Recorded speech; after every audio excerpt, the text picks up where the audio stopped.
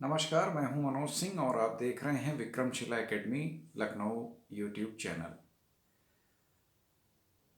जैसा कि थंबनेल में आप लोगों ने देख ही लिया होगा कि हम लोग आज भारत की रक्षा आवश्यकताओं पर चर्चा कर रहे हैं। आप सभी लोगों ने AK-47 का नाम तो बहुत बार सुना होगा, चाहे वो टेररिस्ट द्वारा उपयोग में लाई जा रही हो, क्रिमिनल्स द्वारा, या सेना या आर्म्ड फोर्सेस के द्वारा। इसके अलावा लगातार न्यूज़पेपर में आप लोग ये भी चर्चा सुनते रहते हैं कि भारतीय सेना कई वर्षों से हथियार संबंधी या गोला बारूद संबंधी कमियों से जूझ रही है। वर्तमान सरकार ने खैर सेना की इन आवश्यकताओं या इन ज़रूरतों, इन कमियों को दूर करने का काफ़ी हद तक प्रयास किया और अभी हमारे रक्षा मंत्री राजनाथ सिंह जी मॉस्को गए थे और वहाँ पर उन्होंने समझौता किया और सेना की जो राइफल संबंधी ज़रूरत थी उसको दूर करने का प्रयास किया। हमारे रक्षा मंत्रालय ने रूस के साथ एक नई राइफल AK सीरीज़ की है, ये भी क्लाश्निकोव सीरीज़ की है, AK-203 यानी AK-203 असॉल्ट राइफल समझौते को मंजूरी दी है और लगभग और सबसे बड़ी चीज़ कि 7.5 लाख राइफलों का उत्पादन होगा। हालांकि इसमें 1 लाख राइफलें रूस से ही आएंगी और उसके बाद मेक इन इंडिया प्रोग्राम के तहत इसका निर्माण उत्तर प्रदेश के अमेठी जिले के कोरबा नामक स्थान पर किया जाएगा और एक इसके लिए बाकायदे एक कंपनी बनाई गई है, Indo Russia rifles private limited. तो काफ़ी अच्छी खबर है और AK सीरीज़ की सबसे लेटेस्ट राइफल है ये और ये सेना की पूरी आवश्यकता को ये पूरा करेगी। सेना को लगभग 7 लाख राइफलों की ज़रूरत है और लगभग 7.5 लाख राइफलें बनाई जाएंगी अमेठी में।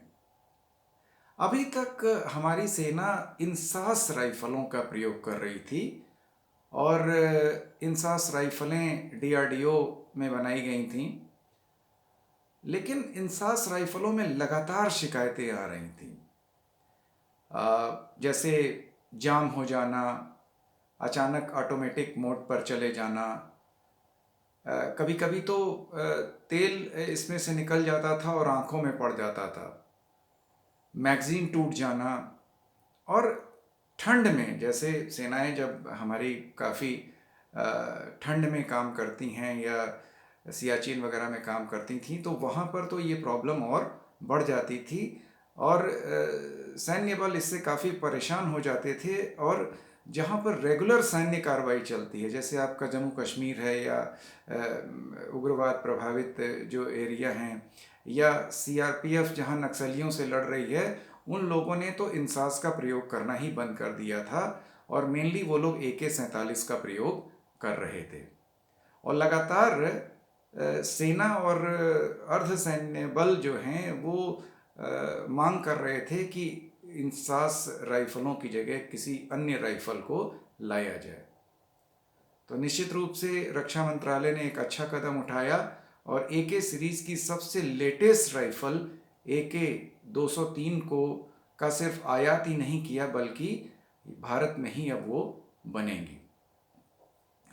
थोड़ा सा हम लोग AK-47 के बारे में जान लेते हैं। तो रूस में बनाई गई थी ये और अपने हल्के वज़न और मारक क्षमता के लिए ये जानी जाती है और इसके जो आविष्कारक थे मिखाइल क्लाशनिकोव। अब थोड़ा सा हम लोग इंसास और AK-203 का भी अंतर समझ लें। इंसास राइफल वजन में भारी है इसकी तुलना में और बिना मैगजीन के भी इंसास राइफल का वज़न लगभग 4.15 kg है और जबकि 203 वजन में मात्र 3.8 kg है और रेंज भी AK-203 की डबल है इंसास से। जो अभी तक हमारी सेना प्रयोग में ला रही थी इंसास राइफल, उसकी जो मारक क्षमता है 400 मीटर, मतलब 400 मीटर तक प्रभावी मार वो कर सकती है। और जबकि AK-203 जो है इसकी मारक क्षमता 800 मीटर है। साइज में भी ये इंसास से छोटी है और वजन में तो हल्की है ही है। तो निश्चित रूप से इन राइफलों के आ जाने से हमारी सेना, अर्धसैन्य बल, इनका मनोबल काफ़ी बढ़ जाएगा।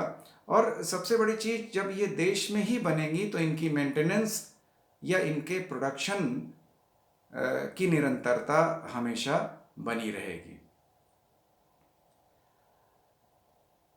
अगर अभी आप लोगों ने मैं थोड़ा सा इसमें एक चीज़ और जोड़ दूं कि अभी प्रधानमंत्री का काफिला रोका गया था और एक उनका जो एसपीजी कमांडो था उसकी तस्वीर काफ़ी चर्चा में थी।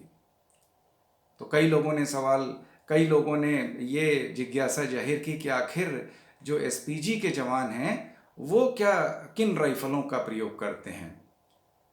AK-47 का ही प्रयोग करते हैं या AK-56 का प्रयोग करते हैं या किसी अन्य देश में बनी राइफलों का प्रयोग करते हैं, या इंसासी तो नहीं प्रयोग करते हैं।